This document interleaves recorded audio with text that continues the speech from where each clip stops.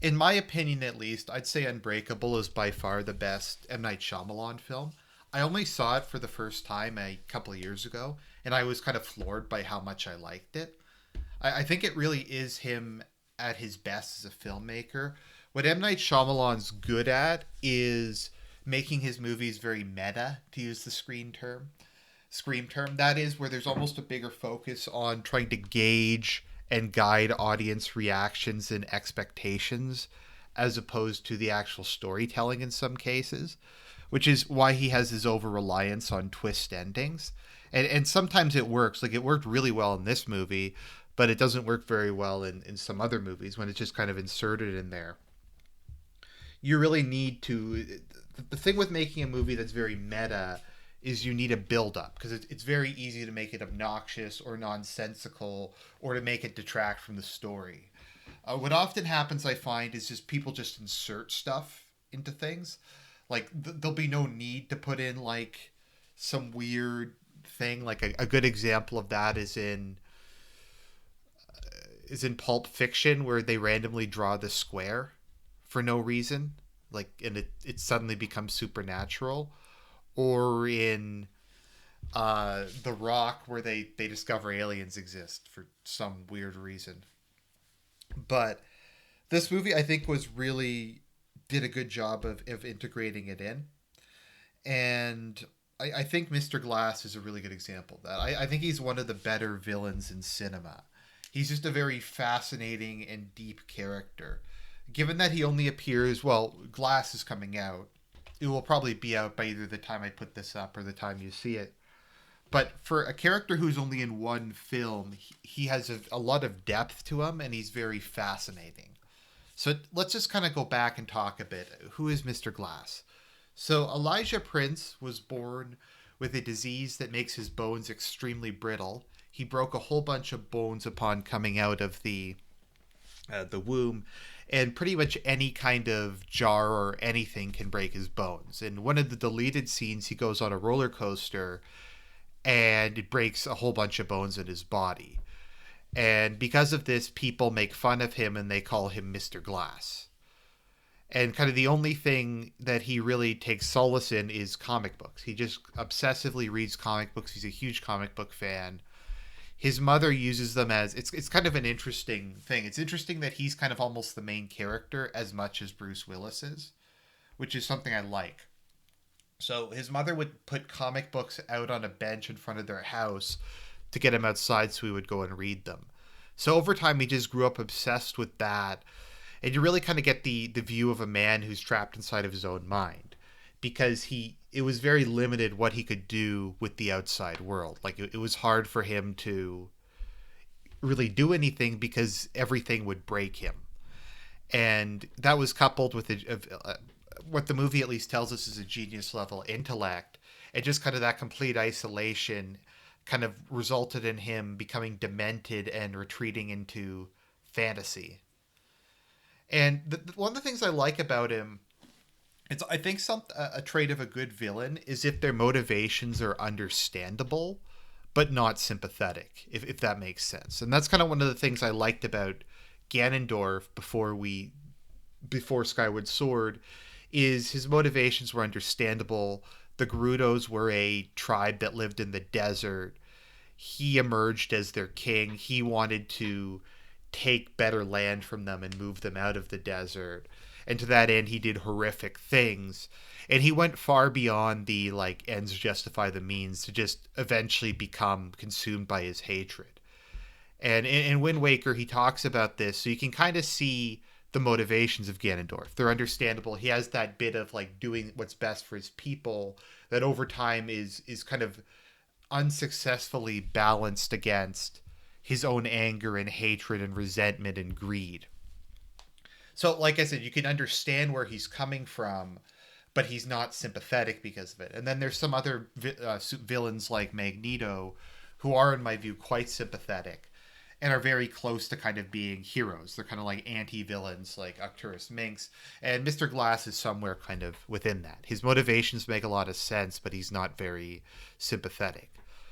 So as he grew up reading comic books, he became up with the theory that comics, like myths, have some basis in reality. That there are these, I don't know if you want to call them metahumans or people with superhuman abilities out there that inspired them, like that, but they've been exaggerated. So like his thinking would be, okay, so maybe Achilles wasn't necessarily dipped in the river Styx, but maybe there was somebody who had like supernatural resistance to damage, but he had like the one weak point. Or maybe there was someone like Hercules who might not have been the son of Zeus, but he naturally or supernaturally had strength beyond what any normal human could have. And this was kind of reinforced by the view that if there was someone as weak as him, then there has to be someone who's proportionately as strong as him, his opposite, as it were. And this is his obsession. And to him, he feels because he's so weak and he's so isolated from the outside world, in order to give meaning to his life, he has to prove that I guess if he can find someone who has superhuman abilities that are the inverse of his, it'll prove that he's special, that he exists for a purpose. So now we're going to get really into spoilers. So Mr. Glass's kind of evil plan, which is very interesting, because he's not in it for money or power or anything. He's in it for purpose, which is a very unique supervillain motivation. So to try to carry out his plan, he starts committing terrorist attacks. He blows up planes, burns down hotels and airports, derails trains. His goal being that if he can cause enough mass accidents or mass disasters where most of the people die, eventually he'll find that one person who's has superhuman endurance, and he does do this, and David Dunn winds up surviving the train derailing without a scratch on him. And kind of the relationship between the two is very interesting because Mr. Glass doesn't view himself, at least until the end of the movie, as being evil. So he is very like kind, I guess you could say, to David. He's a very charismatic figure. He tries to he actually helps David out a lot.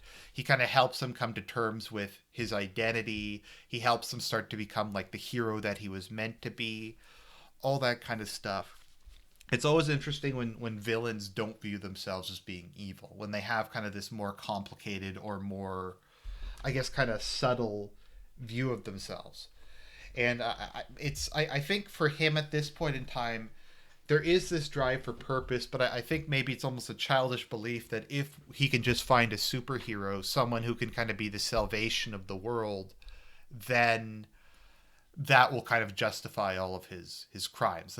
That's more important at this kind of higher level, as it were.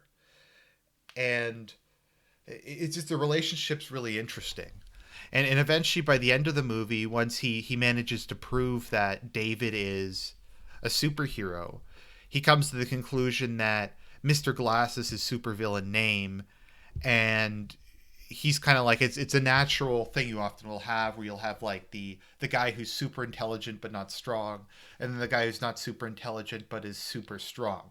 And he kind of realizes that they have this dynamic to him, and he allows David to shake his hand, and David can sense the crimes people have done by touching them. So David finds out about all his crimes, and the last we see of Mr. Glass in that movie is he's crying because he's so happy because he's finally found purpose in his life to be the supervillain to David. And you can really see just kind of how demented he is. But he's demented in a way that makes a lot of sense. I think most of us have probably had similar thoughts, etc. And that's kind of like one of the big things about postmodernism, and to me, kind of the thing that's the best about it, is the idea of blurring the line between reality and narrative. Is the idea that the line between these two is much thinner, and the way we kind of look at the world is very similar to the way we look at stories, which makes sense because stories are reflective of our experiences. They reflect the things we go through every day, the moral lessons we learn, etc. So they should be very similar in a lot of ways, at least thematically, to real world experiences. And especially if you're someone like him who's kind of trapped inside of his own mind and isolated from the outside world, it kind of makes sense that he would develop this way, that he would develop into such a man who has just this very, I don't know if you want to call it autistic, but meta narrative view of the world. And once again, it's a very good twist. I'm not sure if you can really see it coming, probably because the story de-emphasizes the accidents after they happen.